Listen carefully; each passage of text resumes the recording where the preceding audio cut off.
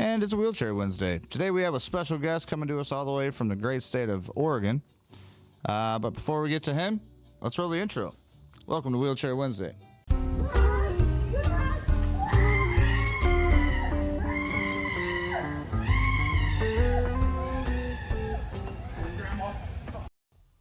All right, y'all, let's welcome to the show Mr. Ian Young. Howdy, friend. Hello, everybody. How are you? I'm doing good, man. Feeling pretty good. Sitting out in the studio. I got a little bevy here, and yeah. Yep. Nice little Wednesday. Yeah, bevy's come in handy on a Wednesday afternoon, I'm telling you. Wednesdays have become more like my Fridays, You know what I mean?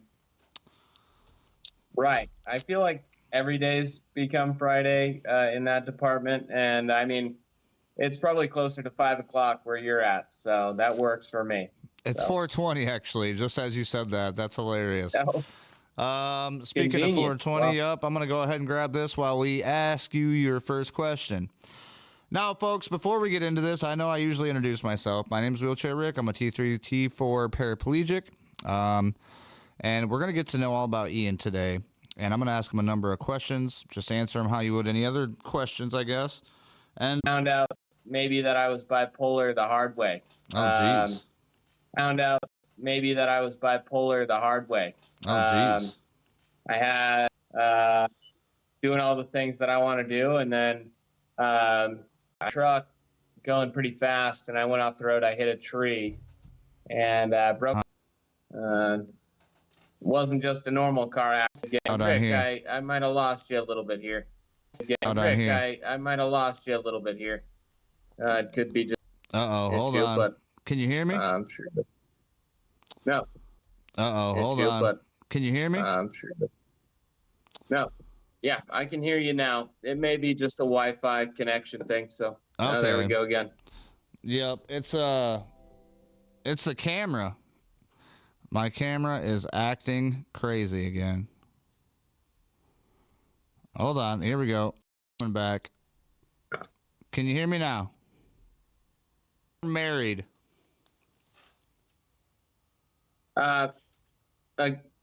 Dating or married? Is that what you said? Yeah. Are you dating anyone? Are you married? How is that going in the chair? What do you feel like with that? Surprisingly enough, once I got into the chair, I was surrounded by women. You know, I mean, I think that's how it goes for everybody. You're in the hospital, you're in facilities or whatever, and then all of a sudden you're constantly surrounded by new women. And I got a lot of female attention. I ended up seeing one of my CNAs in the facility, and it all got into a big mess. She got fired. Crazy. Oh, man. So that sounds like a steamy love connection. Because what's that? I said that sounds like. It's a hot story. It's a hot story. I thought about putting it on these side groups, you know, like SciLife, just to share with the group, kind of, because it was really funny. But we all have these strange experiences in facilities and in hospitals, and it was one of those things. So yeah, maybe we'll either do another full interview on that, or I'll release a best-selling tell-all on a post on SciLife. So we'll see. But as a specialist, and I could do damn near anything, you know, with my hands. And so with any sort of activity. But yeah. Well, golf was my a fun game, but I actually boxed and did MMA for about 15 years, and I also coached boxing. I coached younger guys, and I was really starting to get into private lessons before my accident. Nice. And yeah, that is my freedom. Yeah, I really love the fight game. You know, myself, and you ever thought about getting into wheelchair boxing? I'm sorry? You ever thought about getting into wheelchair boxing? Well, I've thought about it a little bit. I feel like I just don't know if it would be the same. I don't know if it would be the same thing because I was just really about mastering the movement, and it wasn't so much about the competition as much as it was developing the skill and refining that coordination that really brought me Right. Kind to of like it. golf. So It ain't the same. Yeah, it ain't the same. yeah, no, it definitely wouldn't be the same. I might be able to get a putter and do some putting, mini golf type of things from my chair, but it's not like hitting that big drive, that big draw you just Ever heard of capture. It those? might not be. Have you ever heard of those golf clubs that take like the little 22 blank thing comes out and hits the Yeah. ball? Dude, I want to try one of those. They get adaptive golf equipment, and if you got your hands working, you might be able to still be in the game. So Yeah, I need to get out there and start trying that more, man. Maybe like next year, just start getting out there and seeing what I can do. What up, Quad Life? Good to see you. So yeah, this is a live show, man. So if somebody clowns in and they want to say something about something, we'll kind of bring it up to you and see what you think. What's your pain level like? Do you got any pain you deal with? You got lucky. I have some shoulder pain. I have some shoulder pain because, like I said, I boxed for years and I played sports, and I had shoulder injuries prior to being in the chair. So my right arm is a little bit taxed, but other than that, I don't, Right. I still work out a lot. Even, as a quadriplegic, I work with a group called Zebrafish Neuro, and it's a special form of Pilates for people with spinal cord injuries. Nice. And it pushes me really hard. So Right. I'm doing a lot of there's not so much out of work, and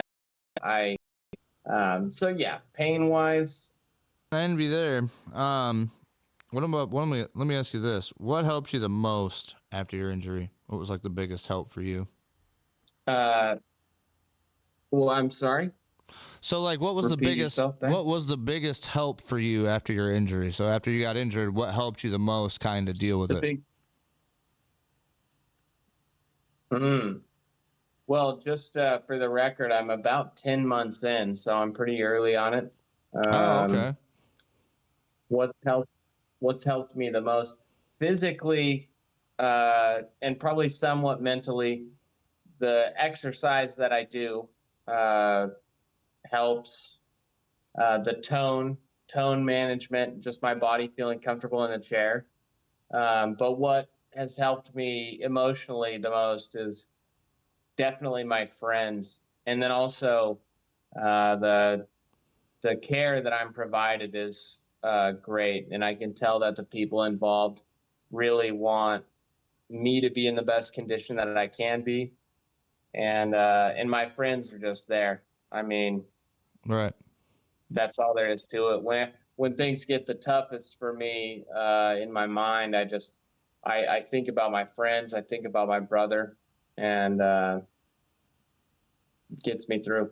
So Heck yeah. What about your hobbies? What did you do beforehand, and do you still do the same thing, or did you switch up your hobbies at all? my hobbies are different now. I don't really, let's see. I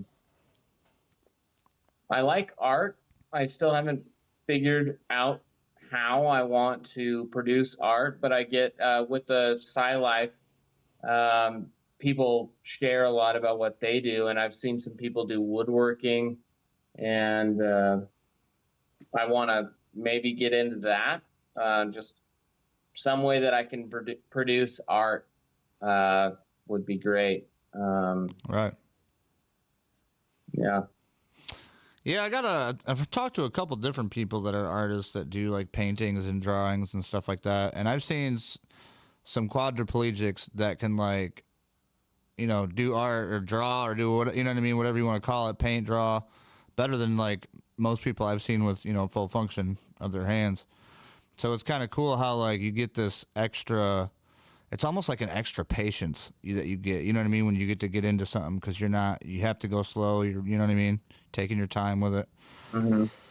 I mean, not always. I've seen those paintings where people throw the paint at the wall and just call it art, you know what I mean?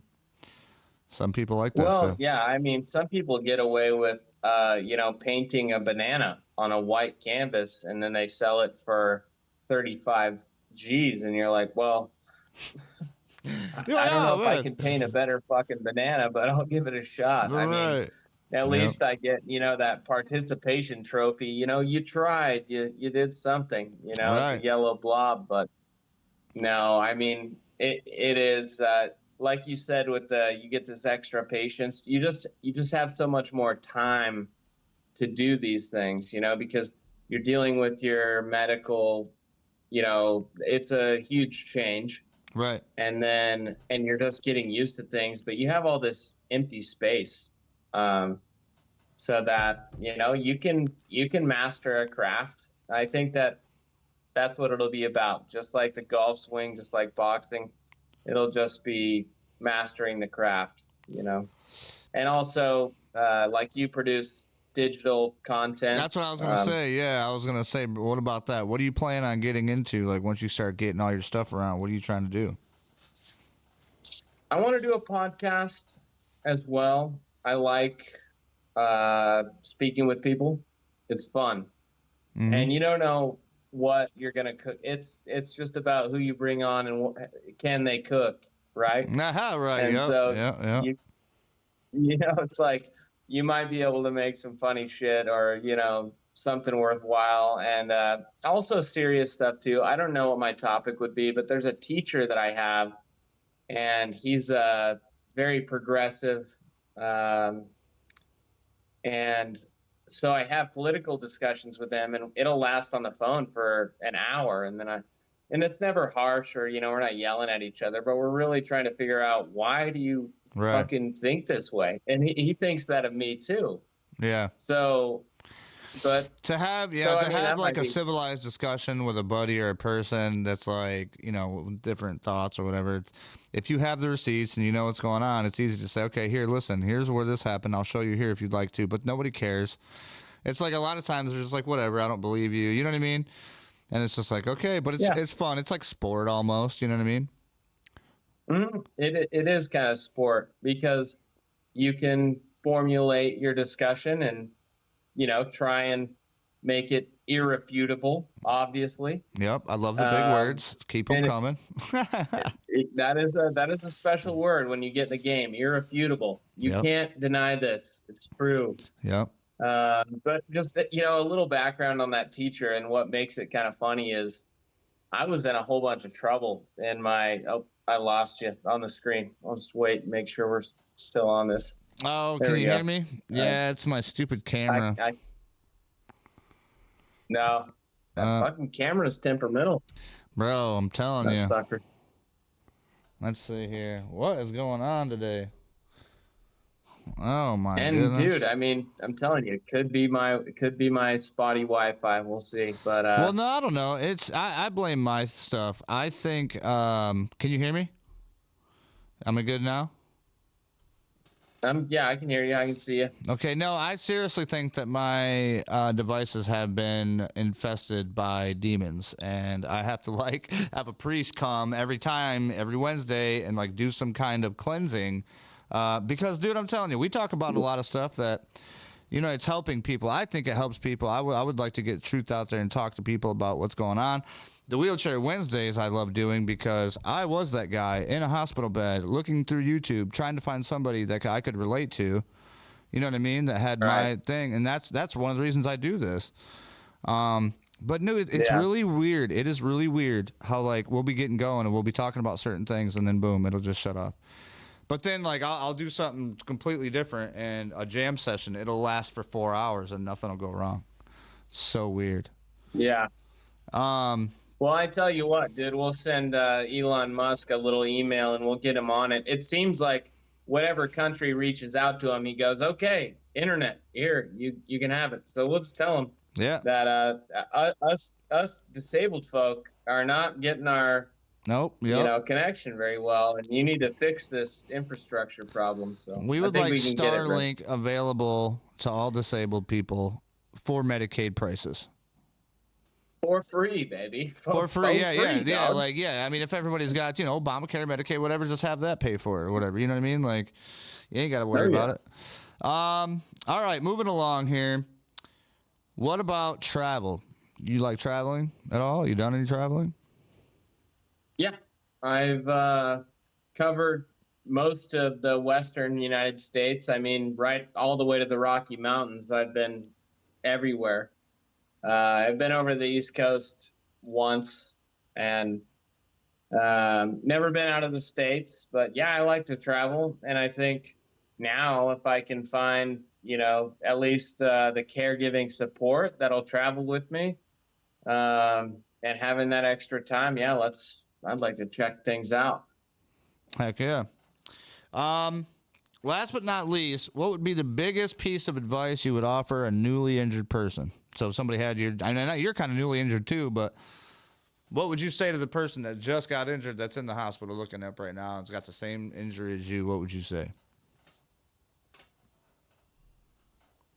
Get connected on the Facebook groups. Yeah, like SCI Life. Like SCI Life. Shout out. Yeah, for sure. Yep, shout out.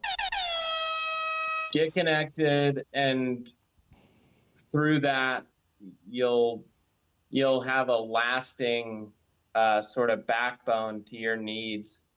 And that's in every aspect. You can ask any question you want. You don't have to be embarrassed at all. You can share anything you want, even the darker stuff, and when you do, people will connect with you and help you out. So it's really important to get connected early. And yeah, I want to add to that too. Spinal Cord Injury USA, that group is amazing. That's the one I started out with. And yeah, SCI Life, you can post anonymously in SCI Life. I manage, most of the page. So if I get something that comes across and you're anonymous, and as long as it's just a regular question, I'll let it go through. Which is fine, you know what I mean? But like you said, there's nothing to be ashamed of, nothing to be afraid of. It's all like, once you're in this life, you're in the life. You know what I mean? There's no getting out of it. Yeah. Well, you're in the hospital, you get injured, and all of a sudden your entire life and anatomy is exposed, and you kind of lose the care for embarrassment when now you have needs and you need people that understand, and they're out there. There's a lot of people out there. I like that group that you mentioned. They're great. Yep.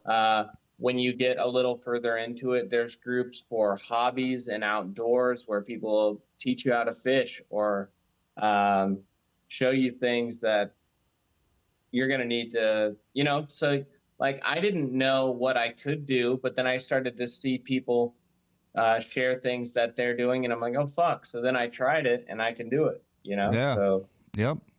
There you go. Absolutely. You're in the game. You're in the game. Well, Ian, I want to say thank you for hanging out with us. If you would, stick with us. Don't go nowhere. Everybody else, thanks for watching another episode of Wheelchair Wednesday. If you're going to watch the other one, we got another one back-to-back coming up real soon. Stay tuned for that. But until then, we'll see you next time here on Wheelchair Wednesday. Peace. Thank you.